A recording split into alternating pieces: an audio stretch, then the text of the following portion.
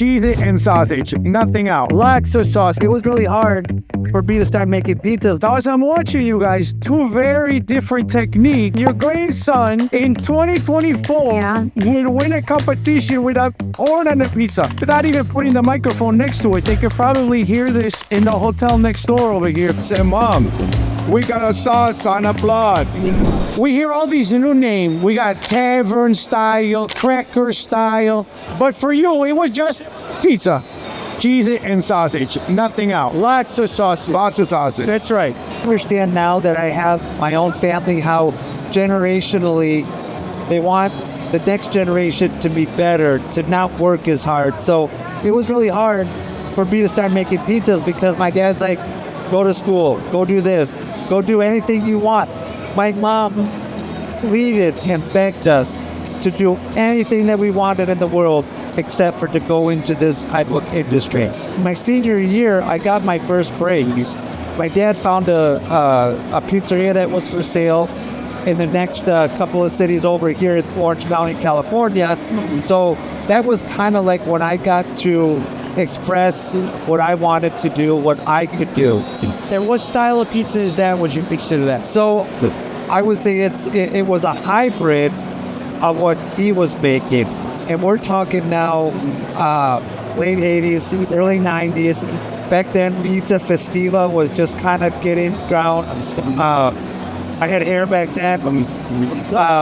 So it was one of those situations. There's more than just making a pizza, bringing it up, and then going out the door. There's all of this. I never knew that any of this existed. So when I started meeting people like yourself, Tony Gimignani and all the big names in the pizza industry today, I was watching what they were doing, and I'm like going, wait a second, these guys are more than just making a pizza, putting it in a box, and watching it go out the door. They're trying to take this to the next level. So that's where I said, you know what? I want to be on that train too. And I started to experiment with new doughs. John Arena, I owe a lot.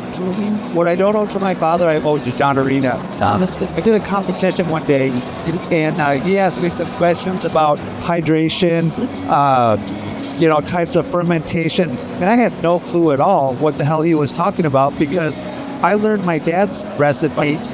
He took a measuring cup, he took a gallon of water, X amount of a bag of flour. That was it. That's what went into dough. There was no such thing as baker's percentages for us back then.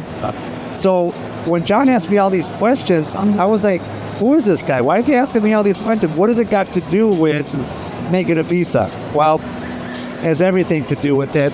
And now I've been so lucky to experience what my dad has been able to do with just that one piece of knowledge that he has. He's been doing this for over 50 years and been very successful at it. I'm trying to bring it to the next level, or I think I brought it to the next level. But then here's the next generation where he could actually even study more in depth the actual scientific part of what happens with fermentation and temperatures and humidity and the protein and the W of the dough and all this stuff, even the water temperature, the end temperature of the dough. All those things are things that I pay very close attention to right now. My dad doesn't. But he forgot something before he did anything. What he said was true, but he forgot to one thing. He forgot. He got an idea. They find out in Las Vegas in 1995. Said, Dad, it's because we don't go Las Vegas and compare making pizza. I said, okay, Tori, decide what you want to make it. I said, we make a barbecue pizza. 1995, we goes Vegas and we win in first place. That's our idea. And then the second year, 1996, I got it again, and I'm making breakfast pizza, and I'm winning again, twice in a row, 95 and 96. And then each started, because and then I got the idea, I said, oh, that's fun. I want to do this for a long time. That's why you're here. Now, today, you have your grandson, right, 18 years old. Right. which I would say that because of his age, right, he has more information or tools because of internet and things that maybe we didn't have. Right. Everything is there. As long as you want to learn, somebody's there to say something. Yeah. And today, your grandson won third place with Mexican street corn pizza. Did you ever think in 1971 your grandson in 2024 would win a competition with a corn and a pizza? Never can. This thing he got on the blood. I think so too. Because the one time my wife said, no, you guys don't do this. It's a very hard job. Go, like he said. Is your wife Sicilian too? Yeah. It's the same as collaboration. Yeah. Same. You go do something else. You know what he said to my wife? He said, Mom, we got a sauce on the blood. Yeah. Now, what's the first pizza you're going to make for me today? I'll make it, I'll make it my pizza. So you're going to make your pizza. What's the difference between this dough and then what's in that container over there? That's my son's pizza. This is my dad's dough. And then actually I have a Neapolitan dough, a Neapolitan dough. What's amazing is, at my restaurant at Mangia, Bevi, we only do Neapolitan pizzas. So when my dad comes and sees me, what I do, it's so foreign because you know how long it takes to cook a New York pizza compared to how long it takes to cook a Neapolitan pizza. Two different animals. You can put a pizza in the oven, walk away, go shave, go talk to some friends, go outside, come back, the pizza's still not cooked. Neapolitan pizza, 90 seconds, you turn around and that's it, it's done, it's too late. And then this right here, my son brought his competition dough, which, people say, well, why don't you use competition dough for your everyday dough? Well, we could, but it's more time. It's hard to be consistent. Exactly. This dough right here, I know exactly how far I can push the limits on it. If I get a rush at 5 o'clock on a Friday night and my dough's not ready, I can't use that dough because it's not there yet. Whereas my everyday dough, I can use it at 5, I could use it at 6, I could use it at 7, until the end of the night. Yeah, we're good. When did you make this dough? Yesterday? The night I fly yesterday, so day before yesterday. So this dough is 2 days now, or 3 days? Today be 3 days. So this dough is 3 days old, right? And you made this at home and brought the dough here? Yes. Okay. What type of flour do you use for something like this? High gluten. High gluten flour. Yeah. Okay. Tori, yours is the Neapolitan. So yours is a little different flour as well. You use an Italian flour for this one? Ported for maple double deal. Okay, so another 00 from Italy. Now, as I'm watching you guys, two very different technique. Let me move this so we can show a little bit. Two very different technique to start, but then all of a sudden I see, you know what we call this method? The steering wheel. Yeah. I never changed in my life. I told my people, teach them, I say, you squeeze it with this and pull it with this. Same time, you see it all the way around. How much you have it because spessore. The thickness, the thickness of it. That's why I do this. Because I don't want it, my dough, I don't want to be too thin on the center. And now you can see what he just said over here. He doesn't want the dough to be too thin in the center. That's okay.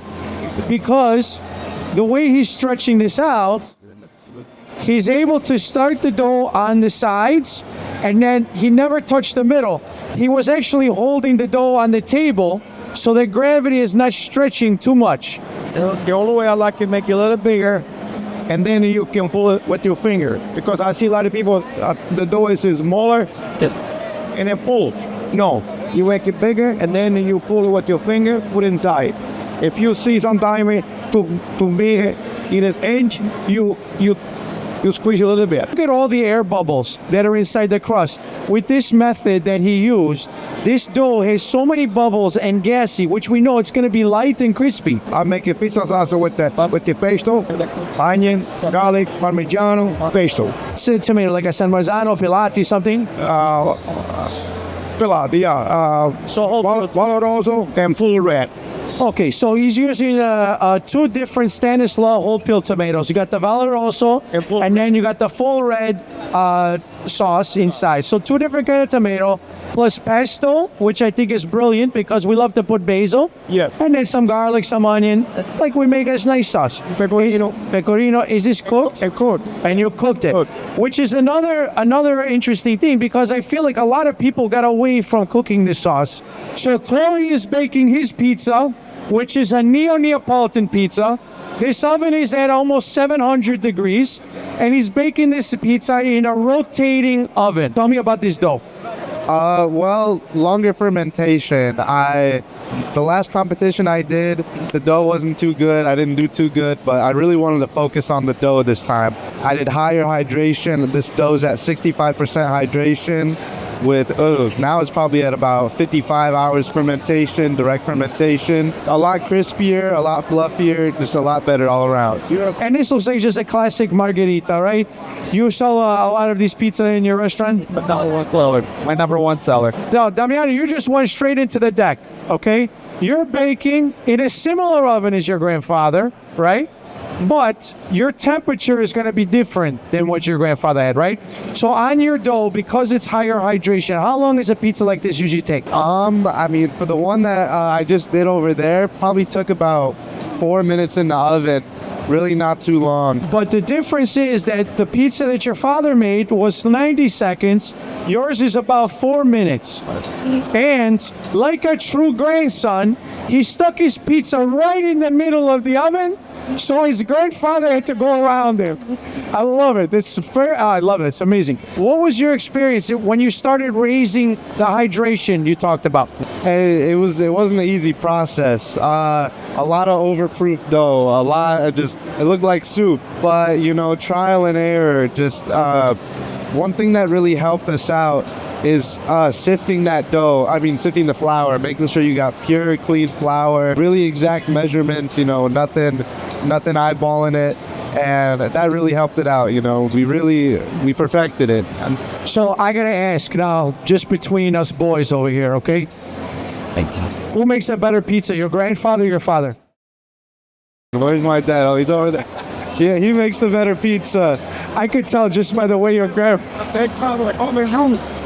the roots, that's right. The roots make the tree, right? Right. That's right. So they had a good solid foundation. I love it. This pizza opened up so fluffy, and you could tell that this is a highly fermented dough and a longer process because all the little spots, all the little bubbles popping up around the crust, this is the water turning to steam and pushing to the side of the dough.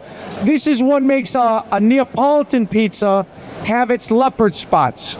And you could tell this pizza has a lot of time on it just because within the first minute and a half, 2 minutes, this has all those beautiful bubbles peeking out the side. You have honorary legend circle. Tell me what this means. What did they do with you guys? Well, I don't know nothing about it. Like tonight, when Brian making me surprised, I was almost a cry. That's great. Anyway, he did a very, very good job towards our family.